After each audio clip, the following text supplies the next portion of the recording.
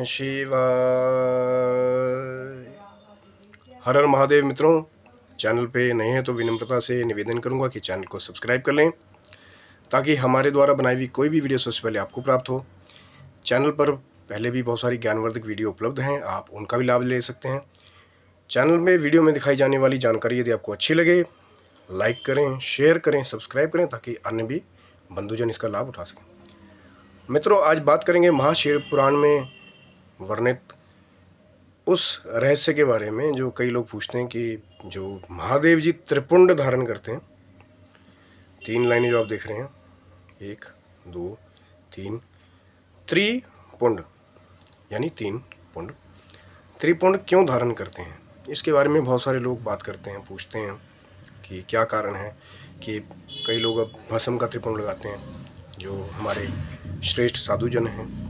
कई लोग जो है वो चंदन का त्रिपुंड लगाते हैं। ठाकुर जी का जो है वो उदरपुंड है, जो आपने देखा ऊपर की तरफ थोड़ा वी जैसा प्रतीत होता है, वो ठाकुर जी का उदरपुंड है।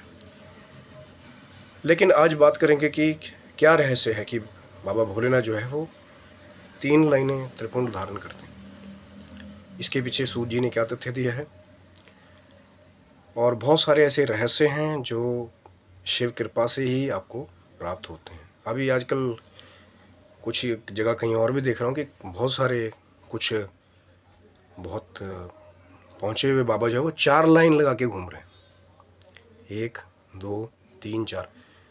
तो चौपुंड के बारे में भैया मैं ज़्यादा नहीं बताऊंगा।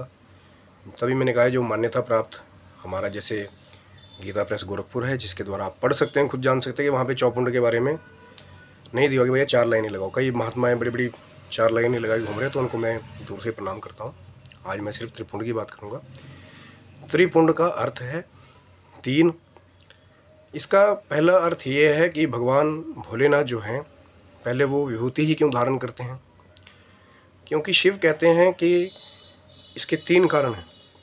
पहली लाइन है जन्म, दूसरी है जो आपका पालन होता है जब तक आप रहे, और तीसरा है आपका संहार, पैदा हुए, रहे और ख़त्म हो गए। तो ये त्रिदेवों का भी साइन है कि ब्रह्मा जी सृष्टि करते हैं, भगवान विष्णु पालन करते हैं जब तक आप जीवित रहते हैं, और भगवान शंकर जो है बाद में फिर संहार कर देते हैं।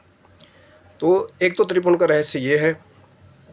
दूसरा, क्यों भस्म का त्रिपुंड बाबा लगाते हैं कि सबको वो एक ही मैसेज देते हैं कि जितना भी आप बना लें, बाद में सब ये भस्मीभूत ही होने वाला है, ये राख ही रह जाएगी बाद में। तो एक कारण त्रिदेवों की 3 एक्टिविटीज़, कई लोग इसको 3 गुणों से भी, जो हमारे प्रकृति के 3 गुण हैं, रजोगुण, तमोगुण, सतोगुण, उससे भी लोग इसको तीनों जोड़ते हैं। बाबा का जो त्रिशूल है उसके बारे में बाद में बात करेंगे, उसको भी इन्हीं पॉइंटों से कहीं ना कहीं जोड़ा जाता है। तो त्रिपुंड लगाने का यही है कि आप तीनों चीज़ों को याद रखें। पहले आप पैदा हुए, फिर रहे, उसके बाद फिर मृत्यु को प्राप्त हो गए। और दूसरी चीज़ क्या है कि त्रिपुंड लगाने के बहुत सारे लाभ हैं। मैं असली जो शुद्ध भस्म त्रिपुंड है, या जो असली लाल चंदन का लेपन हम लोग करते हैं, मैं उसकी बात कर रहा हूँ। जो आपने भी देखा होगा कि उस पर एक फ़िल्म भी बन चुकी है, और कहीं ना कहीं जो लाल चंदन लकड़ी है उसकी तस्करी इसलिए ज़्यादा है क्योंकि उसके अंदर औषधीय गुण बहुत ज़्यादा है। लेकिन असली मिले तब, क्योंकि ज़्यादातर यही कहा जाता है कि आंध्र प्रदेश से लाल चंदन लकड़ी को लाया जाता है। मार्केट में आपको 30-40 रुपये की छोटी छोटी डब्बियाँ जरूर अवेलेबल होंगी, वो दैट इज़ नॉट रियल। क्योंकि ऐसा ही कहा जाता है कि जब कोई शुद्ध भस्म और या लाल चंदन का लेपन करता है, या असली सफ़ेद चंदन का भी लेपन करता है, तो उसका जो मस्तक है वो ठंडा रहता है। और जितना हमारा मस्तक ठंडा रहेगा, उतना ही जो है फिर आदमी योग की तरफ ज़्यादा जाता है। अब जब गुस्सा ही ज़्यादा आएगा तो जो आपने तपस्या के द्वारा जो शक्तियाँ अपनी एकत्रित की हुई हैं, वो किसी को श्राप दे के ख़त्म करते रहोगे, आप लड़ाई करते रहेंगे। इसलिए साधु लोग जो है आम जनों के बीच में कम रहते हैं, ताकि आम जन जो है उनकी साधनों में विघ्न न डाले, क्योंकि वो जिस मोक्ष के पर्पज से सब कुछ छोड़ करके प्रभु के एक मार्ग पे चल रहे हैं, उनका एक अलग कंसेप्ट है। मैं उसमें नहीं जाऊंगा। कई लोग कहते हैं यार माँ बाप घर पे रह रहे हैं, आप छोड़ के वनों में चले गए। तो कहीं ना कहीं हम भी कहते हैं कि माँ बाप की सेवा करें। गृहस्थी में रहकर भी योग किया जा सकता है, लेकिन एकांत आपको ढूंढना पड़ेगा। अगर आपके घर में कोई ऐसा कोना है कि जहाँ एकांत है, कोई बाहर की आवाज़ नहीं आती, तो जो भी आप मंत्र का जाप करेंगे, जब आप फोकस करेंगे एक ही मंत्र के ऊपर, तो जल्दी हमारा ब्रेन जो है उसको पकड़ लेता है, एक्टिवेट हो जाता है, जो धीरे धीरे उसकी जो पावर है उस मंत्र की वो खुलने लगती है। तो मित्रों, इसीलिए कहते हैं कि पहले भी पिछली वीडियो में बात की थी कि रुद्राक्ष, शंकर जी के नाम और भस्म विभूति, ये तीनों त्रिवेणी संगम कहे जाते हैं। और कहीं कहीं तो महाशिवपुराण में ये भी वर्णन है कि जो ये तीनों ही धारण करता है असली वाले, और अगर वो साथ में जो महादेव का महाशिव महामृत्युंजय का मंत्र है उसको जपता मिल जाए, तो कहते हैं कि उसका दर्शन करने से ही स्वयं रुद्रदेव के दर्शन का फल आपको प्राप्त हो जाता है। पर असली वाले, मार्केट में बहुत सारे बीड्स हैं जो नकली आते हैं। एक सिर्फ पंचमुखी रुद्राक्ष की हम ज़्यादा बात करते हैं कि उसमें डुप्लीकेसी की ज़रूरत नहीं पड़ती, क्योंकि सबसे ज़्यादा पंचमुखी ही पाया जाता है।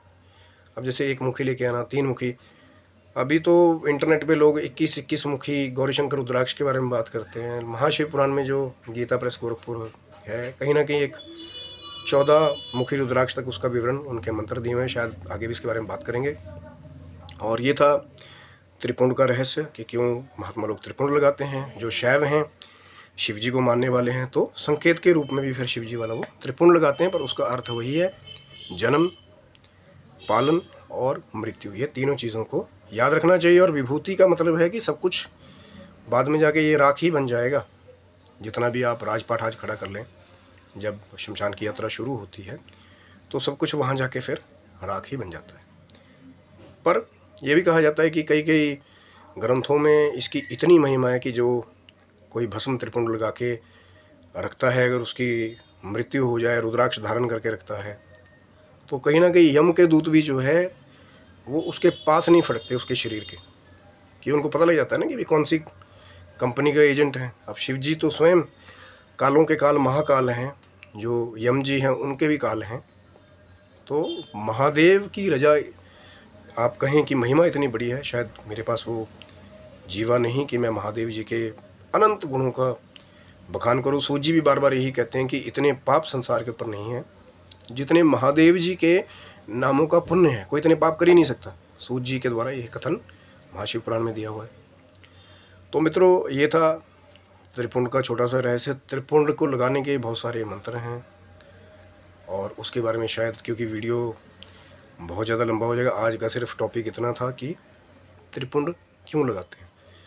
अब जो थोड़ा सा ज्ञान ज़्यादा है, क्योंकि थोड़ा सा मैं इस बारे में बता देता हूँ कि त्रिपुंड के तीनों लाइनों के 9 देवता हैं, और हमारे पूरे शरीर में बहुत सारे ऐसे स्थान हैं जहाँ महाशिव पुराण में त्रिपुंड या भस्म धारण के बारे में कहा हुआ है कि वहाँ पे भी भस्म लगाए उन अंगों में।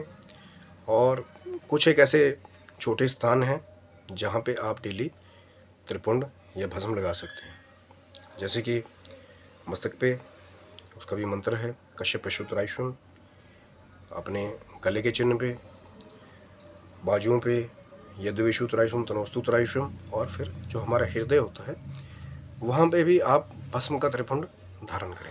तो ये 5 जगहें सबसे छोटी हैं, जो कहते हैं कि जल्दी नहीं। तो बहुत सारे स्थान हैं, कहीं पे 51 स्थानों का वर्णन है, कहीं पे और कहीं 16 स्थानों का वर्णन है। तो महाशिव पुराण में हमारे पूरे ही शरीर में कहीं ना कहीं देवताओं का, अलग अलग देवता का अलग अलग त्रिपुंड का मंत्र भी है, और अलग अलग देवता भी, जैसे मैंने बात किया कि तीनों ही लाइनों के 9 देवता हैं।